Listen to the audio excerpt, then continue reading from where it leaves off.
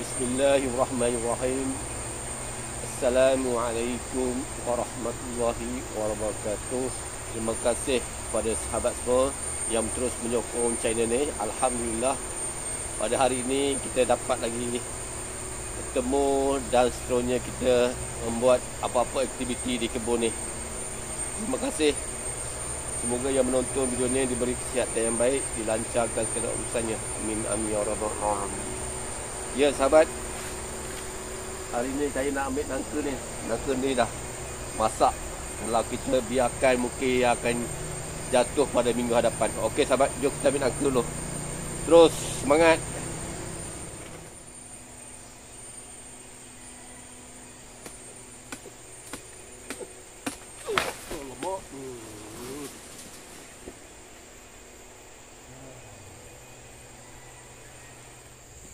Ya sahabat, hari ni kita nak kemas sikit pondok ni.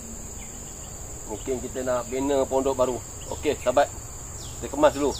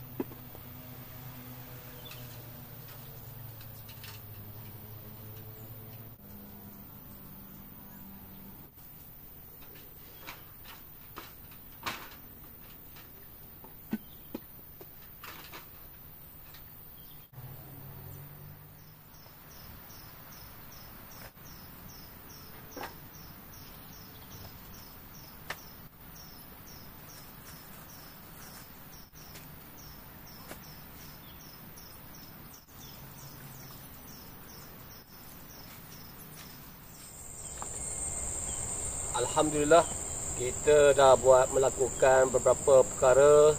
Kita dah membaiki atap bumbung ni. Walaupun macam nak roboh, tapi Alhamdulillah kita boleh letak barang-barang yang jangan dikena hujan. Hari ni kita juga mengambil beberapa kuntung bunga kantan dan juga daun pandan. Dan ni adalah nangka. Nangka ni memang dah cukup masak. Bunyi pun lain macam. Okey sahabat, kepada yang terus menyokong, terima kasih. Semoga anda terhibur dan saya mengharapkan jika ada apa-apa kesilapan saya, harap maafkan. Dan saya juga mengharapkan semua anda tolong like, komen, share dan juga subscribe. Dan juga kalau apa-apa yang ingin disuarakan, saya mengharapkan semua dapat membantu untuk memperbaiki saya punya kelemahan.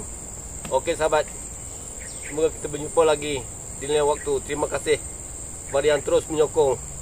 Wassalamualaikum warahmatullahi wabarakatuh. Ayo dema, jom kita ke kebun. Semangat.